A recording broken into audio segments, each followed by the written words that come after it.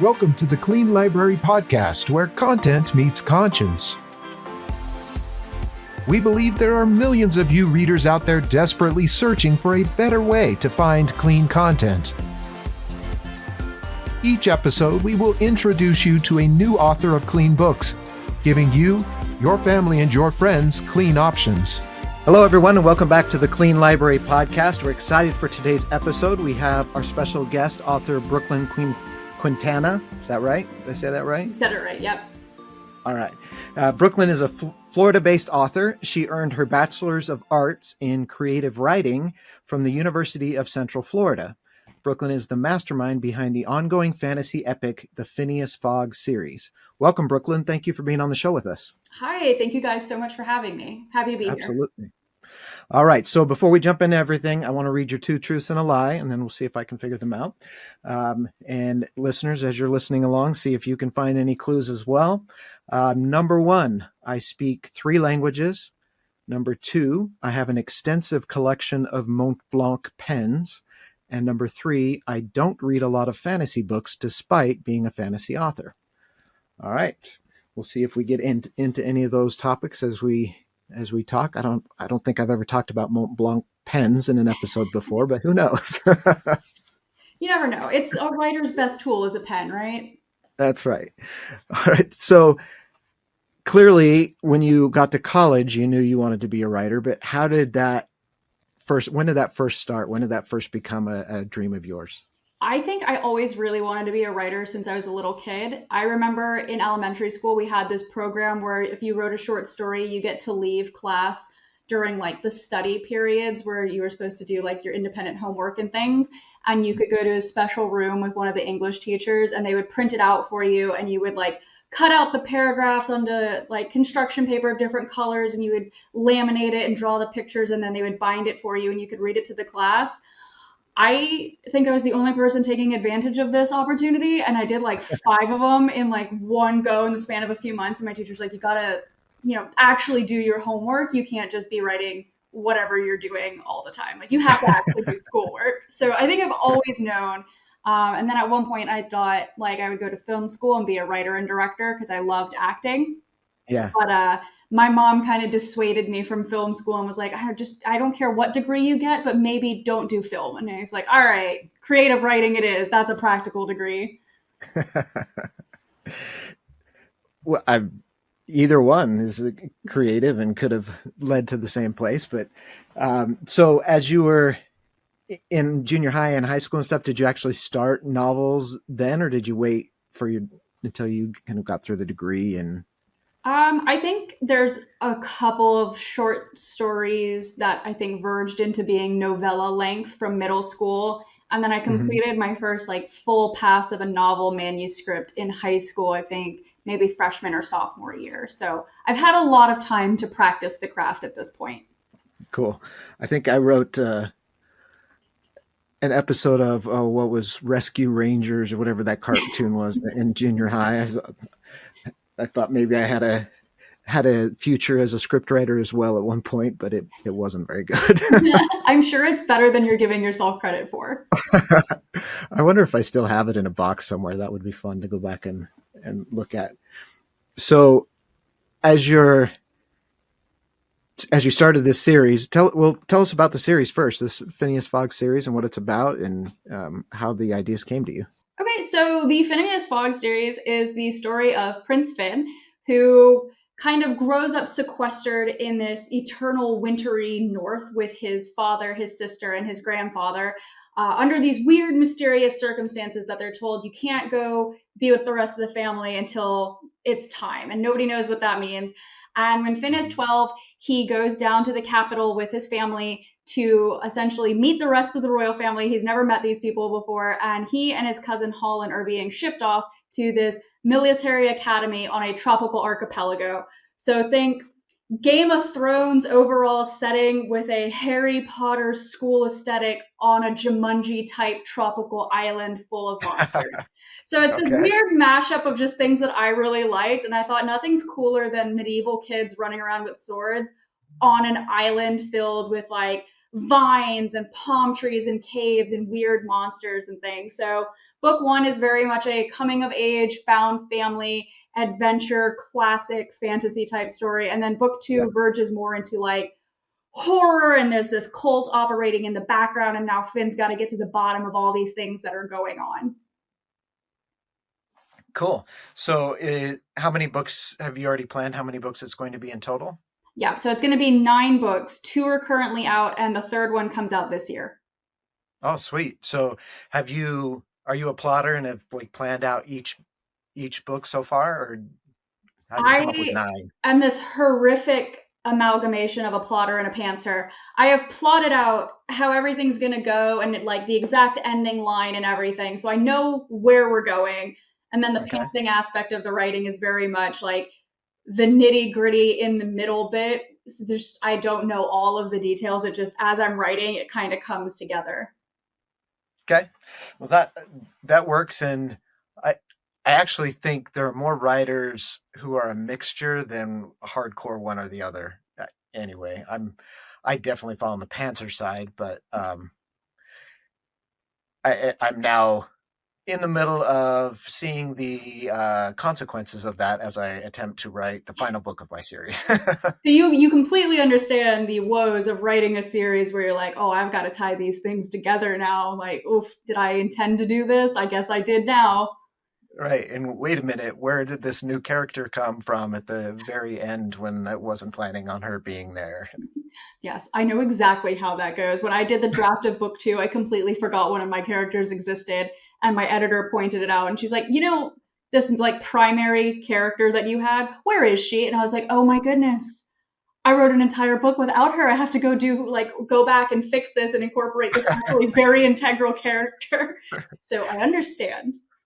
She was on a quest during this book. Yeah, she was in Yeah. detention the whole time. She didn't show up. Yeah, I think I don't really keep lists or write down plot stuff, but I do have a list of characters because if not, I will totally forget names and who's who and who's related to who, and so I have to map that out for sure. Same. I have a list. Unfortunately, my list is in multiple places. So, like, half of it's in a journal, half of it's on one computer, some's on my phone, some's on another computer. So, compiling my own information seems to be a challenge where I am my biggest adversary at this point. Yeah, and I just looked up like one of my main characters. I couldn't remember his last name, and I had to go back and search through the previous 4 books. Like, I didn't even remember if he had a last name. I And I think I found it. haven't It was there. encountered that problem yet, but knock on wood. So was there a point where you decided I want to keep this clean for a certain audience, or how did that work for you? I don't think it was ever really a conscious choice. I'm not like a big fan of the modern female author writing fantasy spicy thing that's been going on. Like, Yeah, no hate to anybody who likes it. All of my friends read that. They don't even read my book half the time, but they love yeah, like the spicy romanticy thing. And I've been to a lot of events now as an author that are themed for fantasy, and yet it's overrun by like R to X rated romantasy. And it's just not my thing. And I was that kid who grew up with Tolkien and Harry Potter and Narnia. So I really like that classic nostalgic fantasy aesthetic and vibe, like the cozy fantasy, even though it gets a bit grim dark and there's blood and things. Like yeah. I like a quest and an adventure and a coming of age story and like a band of brothers type thing much more than I'm interested in, the romantic lives of the characters. I want my fantasy Right. and magic and story to be center stage, not to be the backdrop to some romance. Yeah, that makes sense. So do you find that it's easy for you to just keep it clean like that because that's what you prefer, or do you struggle with just describing scenes without like still keeping them clean? I Does mean, that I make don't sense? think it's really a struggle for me. The way when I write books, I'm very much writing down the images that I see in my head. It's not I'm writing it, then I'm imagining it. It's like I can see it. So I'm going to just Okay. describe to you what I'm seeing. And what I'm seeing in my mind's eye is that very dark fantasy, like I said, that classic, very British inspired Right. fantasy storytelling. So it doesn't come up, and the majority of my characters, because it is a 9 book series with the first book being a come of age story, Finn is 12 and then 13 in book one. So it's not Okay. really something that factored in to books 1 and 2. Book three, he's 16. So I could see how people might expect it. He has a love interest, but it's not the forefront. There are other things going on. And even the characters that do have established romantic relationships, it's not the forefront of the story, nor is it their primary character motivation or character Yeah. trait. Like they're people. And real people, your love life is not your entire life. Like my life does not center around my significant other in the sense that everything else is secondary and I'm not a person without him. So I don't feel like Right. characters and stories need to be inextricably linked to each other and they can't exist without one another. Like they're their own people in a way, and Yeah. that's their story. Yeah, and I think those classic fantasy writers, I mean, even if you're category or putting Harry Potter in that, I guess it's old enough now that you I could. think it But qualifies as old enough at this point, at least for my yeah, generation. We'll call it old enough. yeah. I mean, really, she was a master at creating that romantic tension and never having any scenes of it. Like that, the tension between Ron and Hermione existed the whole time, but it was never even a there was never even a scene about it. Like it wasn't even a thing, but you knew it was there. You know? Yeah, I like I said, I think that you can have those romantic undertones without needing to have an entire, very explicit, detailed scene about like what they're getting up to. Because I know, at least for my story, especially in book three, like I said, where the main protagonist is now 16, it'd be a lot less creepy than when he's 12. Right. It wouldn't advance the plot for us to have an aside of like what he's getting up to in a randy moment. It's like he's got things to do. The guy is a prince. There's a war. What are we doing? Like not his Right. girlfriend. She's got other things that are important to attend to. So it's not a necessary aspect of my storytelling, at least.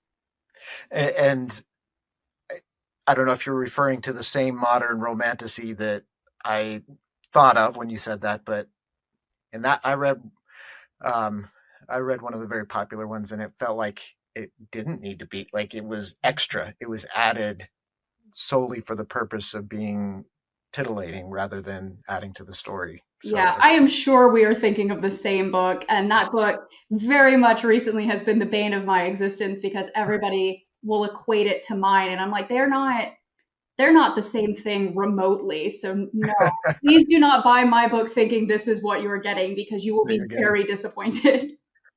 Oh, or by that book thinking that that's not what you're getting, because Exactly. that was what happened to me is I did not realize that that's what I was getting until it was too late.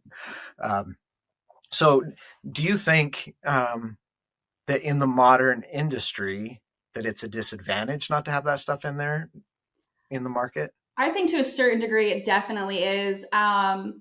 People at this point, I think because of the prevalence of book talk and how popular it's become, especially when the primary large book influencers, if that's what you want to call them, are all women, I think it's Hmm. definitely a detriment that it's always romantasy is what everybody's talking about. And that's just the prevalent topic. Nobody's discussing anything else, it seems like.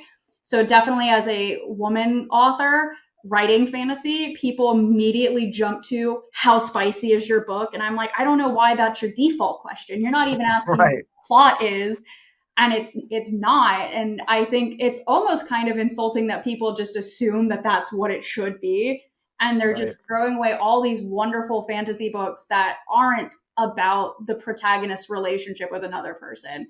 And I like I said before, I think that's really become romance at the forefront and then fantasy in the actual plot as just like nice set dressing. And I really feel like it needs to be the other way around, definitely. But so, like I said, when I go to like events and things, it is an uphill battle because now when people Yeah, go to fantasy events, they're thinking romantasy, and that's not what I'm showing up with. yeah. Yeah, and I can see that as a female author, the people making that assumption, because I kind of face the opposite because most of the big influencers are female. Like I can't even get followers. Like who wants to, you know, follow some dude because it's just it's hard for me to break into that. So I see as you're saying that I can see that that opposite when you don't fit the mold of what everyone else seems to be doing or seeing or what goes viral and stuff. Yeah, it's I don't know. One of the I think the biggest issues I've run into is that I think because a big aspect of my personality growing up was the quintessential tomboy. Like I had more guy friends. I did a combat sport. I liked skateboarding and things.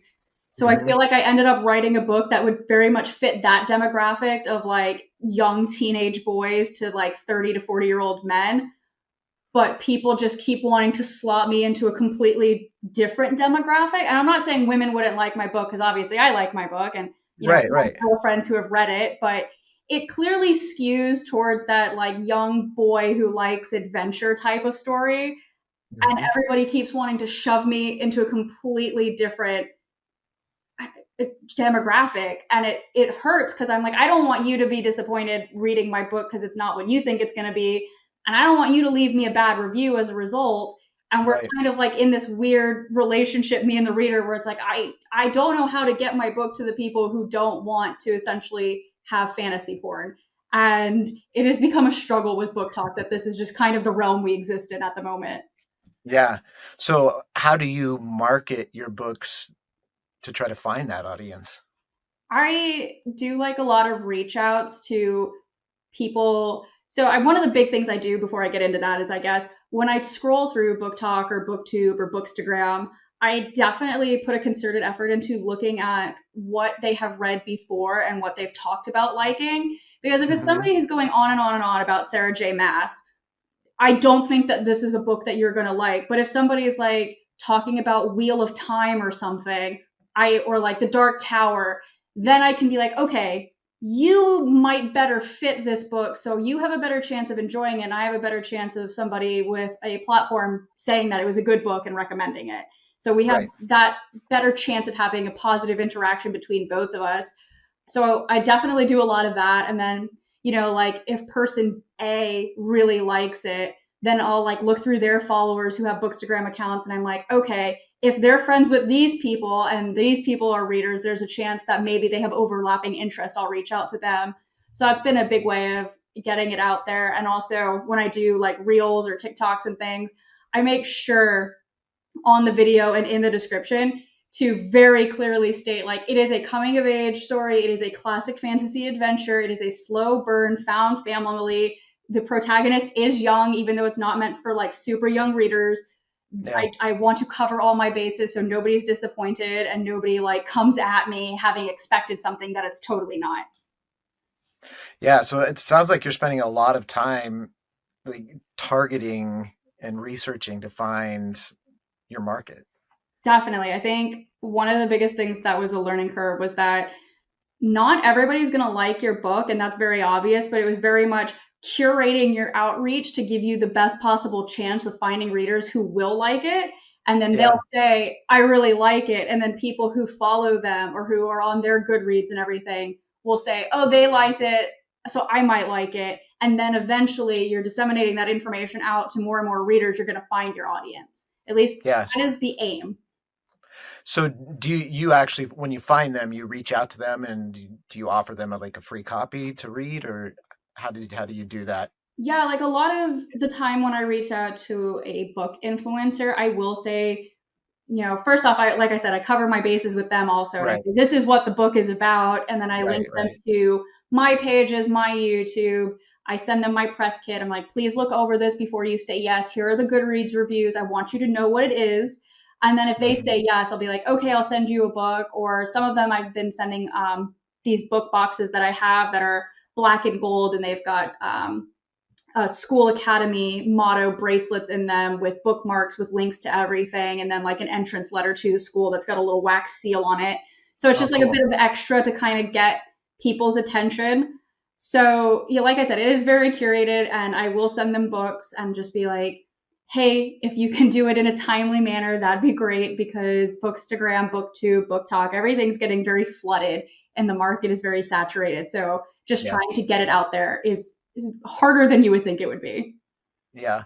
Well, I mean, you're doing a lot more work than I think a lot of authors are doing, where they just depend on if I put the right hashtags, it'll go to get to the right person and cross your fingers it works, where you're specifically looking for people who might have an interest in what you're writing. So it, I don't know that people realize how much time that takes away from writing, from actually creating the books. Yeah, it definitely, I'll spend hours just scrolling through Instagram to find people who are book bloggers and book bloggers or people like yourself who have podcasts. And that's how I actually came across you is during Yeah. that curated scrolling of, does this seem like it might be a good fit? I'll reach out to them. So I'll do that for hours, and my friends or my parents will ask me why I haven't written a chapter. I'm like, I'm exhausted. I've been staring at screens like for hours, like a lunatic, not blinking. I got a headache. I need a nap.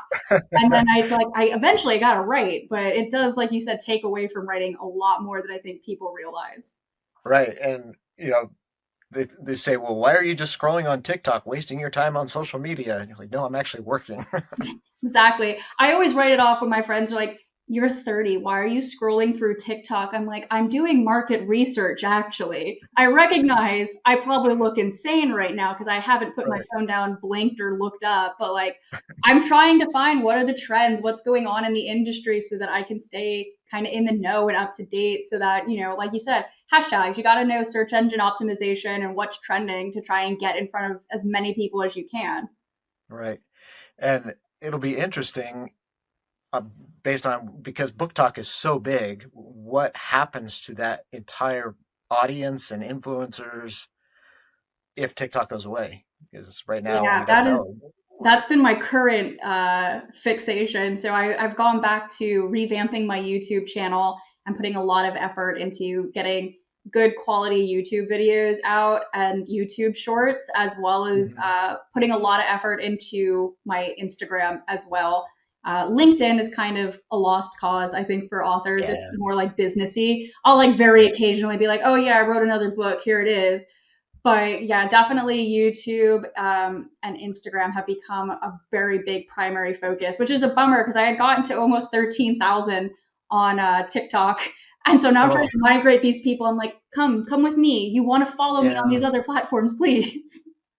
Right. And if it gets shut down before they follow you, are they going to remember who everyone that they were following? And Exactly. It's become like a real headache, I think, for a lot of especially like indie authors who are definitely using TikTok to find their readers and sell a lot of their books. I think everybody's kind of Mhm. scrambling, like, what do we do now? So yeah, a lot of my focus has been I've cleaned my office. I got 3 different desks in here for filming and actually working. So like a lot Yeah. of effort again has been taken away from actually writing into trying to keep that social media presence up because unfortunately that's a big part of the job. Yeah.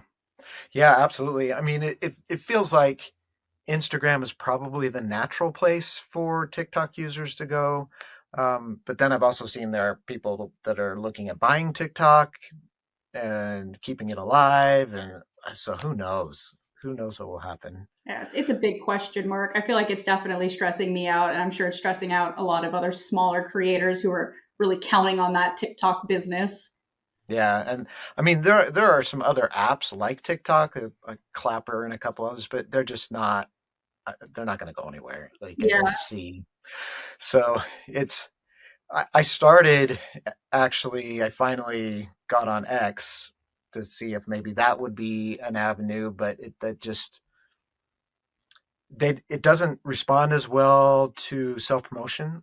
I feel like so I haven't been able to get followers that way. It's more just X. The algorithm on X is much more geared towards interaction and comments and reposts and stuff rather than original content. So I don't know. I haven't figured it out, but I'm in the same boat trying to decide. But hopefully, those people will migrate over and still find you and know where to look and everything. fingers crossed. I feel like if I'm just loud enough and weird enough, people will at least remember.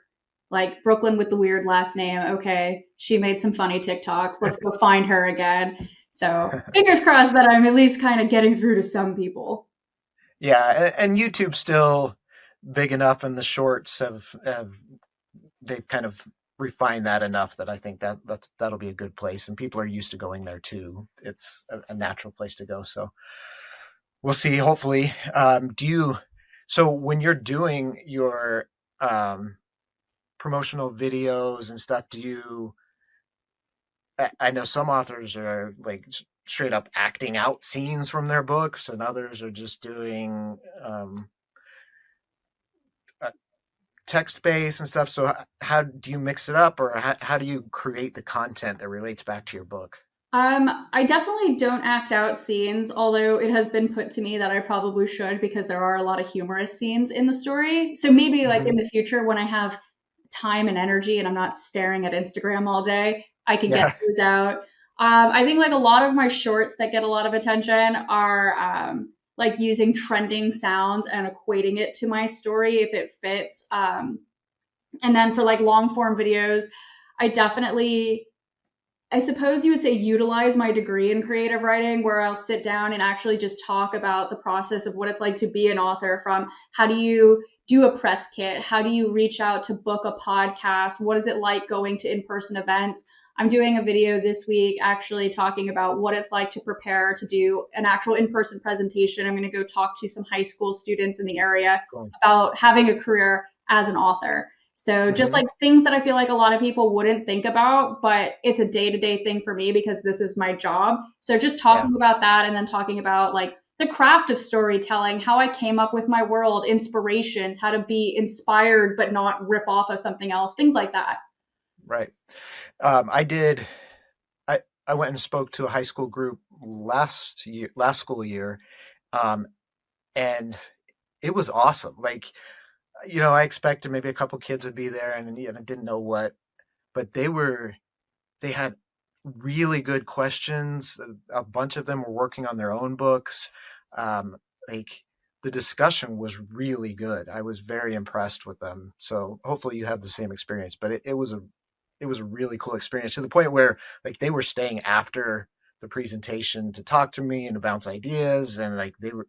It was, I don't know. I thought it was really cool. So hopefully you have that same experience. Fingers crossed. I'm doing 3 of them, like back to back to back on Fridays over this month. So I hope it goes well. Like I said, my first one's tomorrow with ninth graders and 11th graders. And the woman curating these talks, because one of my friends is actually doing it for careers in marine biology. So I'm doing mine Okay. in careers in literature, and the lady who's putting it on was like, there's probably going to be about 50 students. You're going to talk to them for an hour. And I was like, I don't know what I'm going to talk to you guys about for an hour, but okay, like, let's go.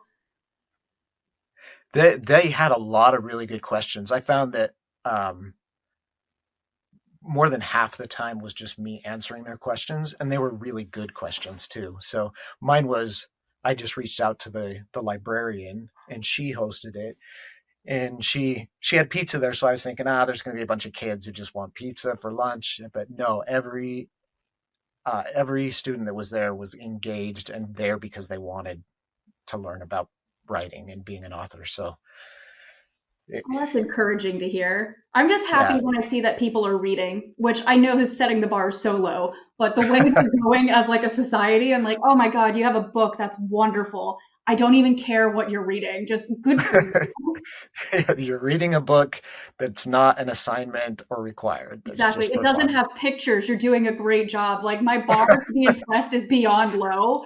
And I'm like, good job. When I see my little cousin who's 20 pick up a book, I'm like, oh my God, good for you. What are you reading? I don't even care. Yes, we're there, unfortunately, but I'm just happy people are keeping reading alive. I'm like I said, that's why I'm not going to hold anything against the smut books because I'm like, whatever, you're reading and you're maintaining your reading. literacy. I'm so happy. Yeah, absolutely. So, have you produced audiobooks yet of any of your books? I am working on it. It has Mhm. been a slog to get these books out just because they're really long. Nothing against long books. I clearly like long books. I wrote them. Yeah. But yeah, getting them converted into ebooks has been a surprising challenge in and of itself. So now the next quest is obviously going to be getting the audiobook out, but I don't want it to be rushed because I'm a control freak. And Yeah. I want it to be the best possible version of itself that it can be. So a lot of effort, again, taking away from writing, has been into, researching like where can I find like a voice actor who can really put emphasis into this and who sounds right for reading this story. And I've yet Yeah. to decide if like a man or a woman should read it, because there are moments where like the vibe shifts a little bit and both could work. So I just have no idea because I don't have a firm grasp of what I want. So I don't want to Yeah. rush into it. Yeah, it's tough to figure out. I've done a couple myself of my books, but those were ones where I was confident that I could do the characters and they worked for me. But my series, I don't want my own voice in it, and the each book happens in a different country, so I need someone who can speak, say, words in many different languages or different accents, and Mhm. but I want consistency of the same actor throughout the entire thing. So Yeah, I yeah. think that's like the hard part. And this is going to sound super cliche because I wrote a fantasy book with a medieval setting. I imagine whoever reads it has to be British because that's default fantasy voice. So when I write it, I do like a British accent in my head. And Yeah. so I just assume that that's how it should be read. So an American accent would just be so jarring, I think, just for me listening to it, be like, oh, that's not, whimsical That's at not right. all. Well, and the fact that you think that, there's probably plenty of other people with that same expectation when they check out your audiobook, that's what they're going to want to hear as well. Yeah, I think it is that unfortunate or fortunate, depending on how you look at it, default fantasy accent is just the Queen's English. So if it's not Stephen Fry reading the book, like, is it even fantasy at this point? I'm going to guess that Stephen Fry is probably a little pricey He to might be, hire. but you know what? I'm willing to bargain. I'll show up. I'll go to England and knock on his door and be like, "I got a great story for you, bud, Steve. Let's chat about it." Let's do this. Let's make Yeah, this happen. let's see what we can hammer out in the details. So, are you strictly that series, or have you written any books that aren't related? No, so far I just have this series, and I'm going to start Mhm. working on releasing short stories within the world of Finn's story, Okay, just kind of to cool. flesh it out so it feels more lived in and like there's more people who exist outside of Finn and his immediate family and friends. Yeah, But I think I'm very scared to write anything else at the moment because I don't want it to pull me out of the headspace of writing this very in-depth epic fantasy. Because like even when yeah, I reread the books now, I'm like, oh right, we should delve into this more. And I have to remind myself that that's not what the plot is. Like, we can't detract right. this much. So I feel like if I ended up writing another book, I would somehow want to tie it into this world, even if it like takes place in Jersey in 1999. I'd be like, yeah, but there's a portal and Finn's there, and let's talk about it. You can do whatever you want. It's your story. That's true. That's what the fun part about being an author is there's no wrong answers. Even with grammar, you can get away with kind of finagling things a little bit. Yeah, for sure. And you're getting out of the headspace is a real thing, because I was getting down to focusing on writing book 5, the final book, and I went on this road trip from Utah to Texas, so driving through the deserts of New Mexico. And as I'm driving through the desert, this new story came to me, inspired by the landscape. And so I stopped everything on the series to write this new thriller, because like I felt compelled I had to write it. And then getting back to the series has been tough. Getting back into that genre and mode, it was a real thing that it was tough to get back into it. It is. I think people underestimate how much brain space goes into remaining in your own head and in that world. I think people just assume because you wrote it, you can jump back into it. But when I was writing book 2, I got like 6 chapters in, and when I was rereading it, I was like, this doesn't sound like the same person wrote book 2 and book 1 at all. Like they sound Mhm. completely different. So I ended up having to scrap like 200 pages and go back and rediscover my own narrative voice and my own world and the character's voice. So I think like Yeah, what you were saying is you can get inspired by anything around you and then it kind of detracts from what you're supposed to be doing. And then suddenly right. it's like an entirely different person is now narrating the story. Yeah, yeah. And I don't know. I don't know about you on how. Well, you said that you hear or you see or hear the story in your head before you type it, and I'm kind of the same way. Like I live the story, or the story takes place in my mind, as either before or as I'm typing it. So like I have to be there. I have to be in it to focus. And so if I've got other projects going on, it's tough to bounce back and forth. Yeah, no, same way. I end up a lot of times having to pull up, like, I have reference pictures on my phone and my computer for what the scenery and locations that I'm writing should be like. And I'll put on like music from my writing playlist that gets me in the headspace of what I'm writing and the mood of that scene. Because if I'm having a really good day, but Finn just watched somebody get killed in front of him, I can't come in with a really chipper narrative voice because it's gonna be weird, and the juxtaposition between how I'm talking about the scene and what's happening is going Right. to, turn readers off, and that's not what I want to do. So I have to like physically sit down and be like, okay, this is what we're going to talk about. Get into that mindset and like visualize that setting and the scenario and what the characters would be seeing and hearing and smelling and things so that everything is cohesive and it does sound right and it does all mesh together. Yeah. So with your playlist, that's interesting. Is it music related to the scene? They- So Like a I have a movie couple score or how, playlists. I have playlists for all of my main characters.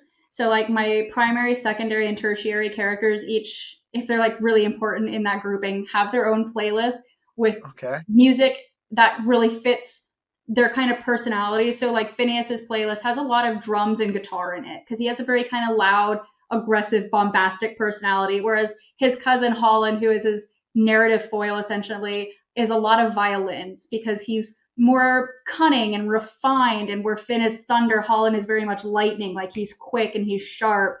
So I have Hmm. those, and then each book has its own playlist as well that has songs that fit into the overarching kind of themes or aesthetic and feeling of the story. That's cool. I like that's like you.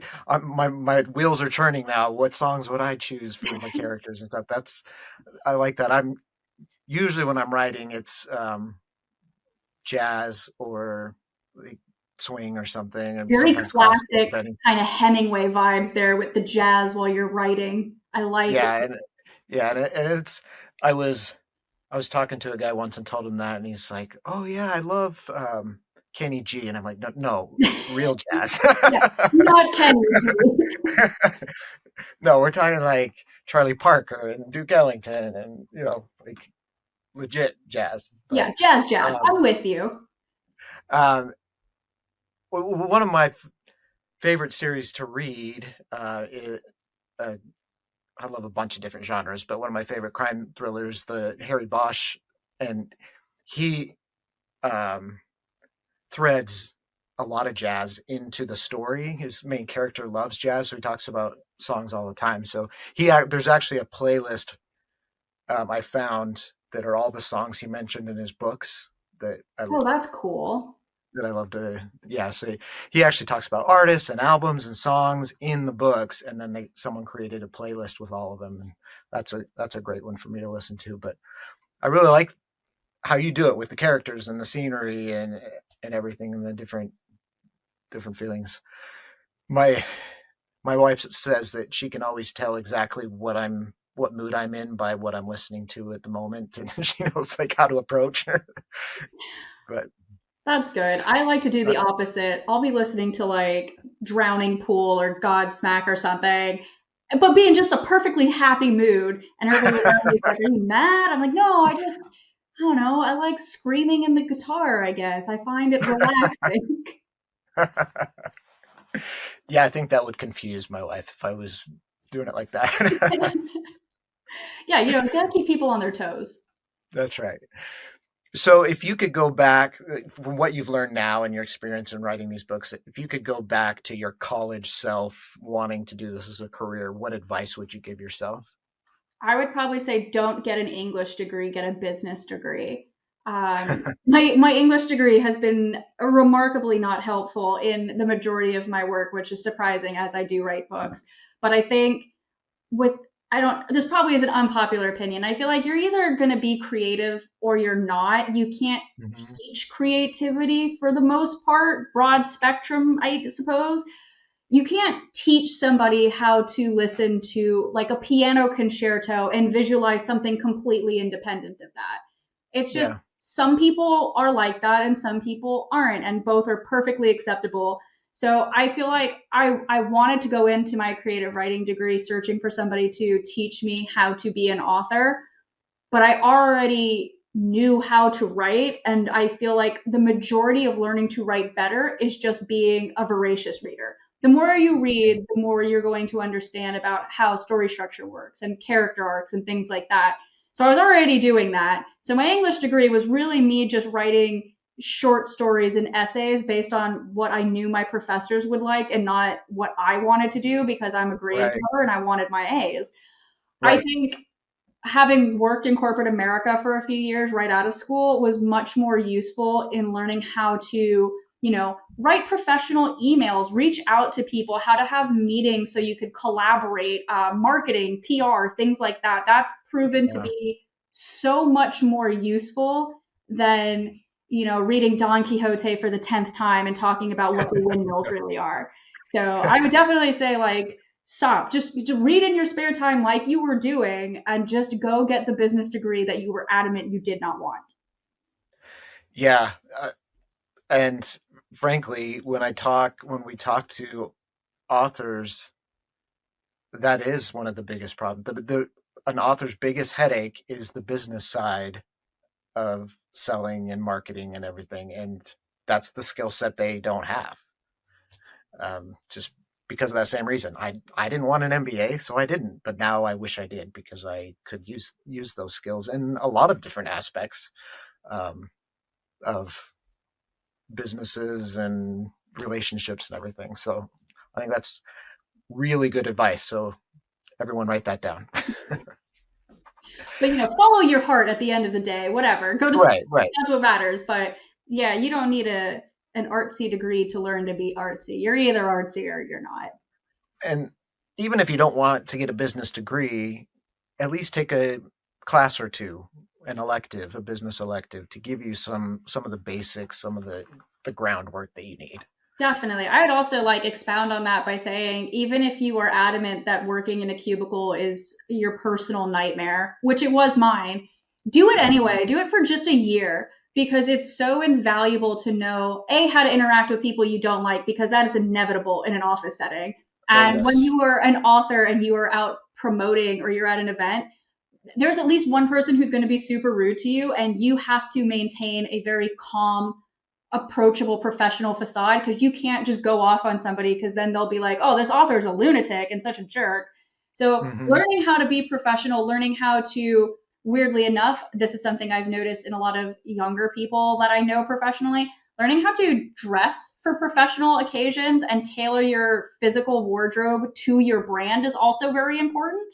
Yeah. Learning how to write professional emails and have meetings with people that are productive. These are all things you can learn within 1 year of working in corporate America that are super invaluable lessons to have, even with a creative profession.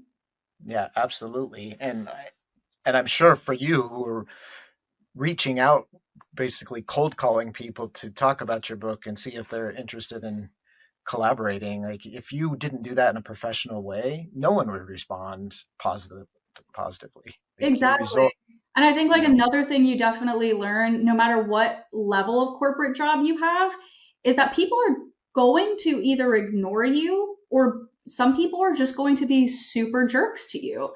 And they'll Yeah. respond to your email and be like, I hate this idea. And you cannot take it personally. I had one person respond and be like, it just sounds like Harry Potter with, a jungle and I hate it. And I was like, okay, weird response, not super professional on your part, but I'm not going to engage with this. So I just sent him back an email and I was like, I'm sorry to hear that you don't like what I came up with. I appreciate your opinion. I wish you the best. Because that's what you have to do. You can't react. And these are all things that I feel like are super, super necessary to learn if you're going into any kind of creative career. If you're a dancer, singer, artist, writer, whatever, you need to know how to interact with people, not just be a whimsical, fun creative. Like you have to also Right. like know your expenses and you're reporting, because that's necessary. You need to know if you're making money, things like that. Right, right. Like if you want to open your own publishing company for your books and how to do that and manage your own accounts and books, and like there's so much that goes into it other than just the writing. Exactly. Yeah. Creative Just the careers are a paper. lot more than being creative. Yeah, absolutely. So do you have any other for our that would be interesting to our audience, any other authors that you would recommend that people check out? I met a really cool author at one of the events I went to, and I actually have been reading her books. Sounds terrible. I cannot remember the title of the book, but Elias, Elias. She's cool for nonfiction. Her first name is Issa. Her book is called The Little Book of Big Dreams, and it's Mhm. about people in all walks of life. Some of like the essays are from Broadway producers and things about not giving up on your dreams after you've had your first rejection. So I thought that was a really cool book. So I would recommend Cool. them. I'm sorry that I don't have their titles or Issa's last name off the top of my head, but you could find her. Yeah, Little Book of Big Dreams, and Anna Elias. Both to definitely recommend. cool. Awesome. Well, we're about out of time, so I need to get back to those two truths and a lie. And as expected, we did not talk about Mont Blanc pens. Yeah, so it's Um, all a so mystery now. so I'm going to read them again so to remind everyone, and then I'll take a guess. So number one, I speak 3 languages. Number two, I have an extensive collection of Mont Blanc pens. And number three, I don't read a lot of fantasy books despite being a fantasy author. So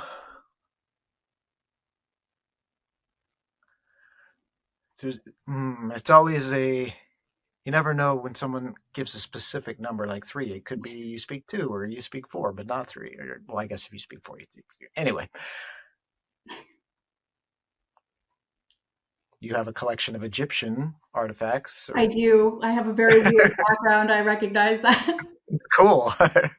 um, so this is gonna basically be a shot in the dark. I'm gonna go with number one. I speak 3 languages is the lie. You would be correct. I sadly only speak English. Excellent. And the reason why so this is our little scorekeeper. And because Brock has been absent for the first couple of episodes, I have a commanding lead. Yeah, that seems fair. I'm totally on your side with this one. Well, he won last season, so any advantage I can get, I will take. Oh, that seems fair then. Yeah, no, you needed the Yeah, little head start. You got this. that's right. All right. All right. Well, thank you so much for being on the show. This has been a lot of fun. And everyone, please go and check out the Phineas Fogg series. Check out her books. We'll put the link to her website in the show description as well. And please subscribe, but also share. Let your friends know about the podcast. That's the best way that will help it grow. And to tell your friends about all these really cool new authors that they may not have heard about. So thank you for listening or watching, and we'll catch you next time on the Clean Library Podcast.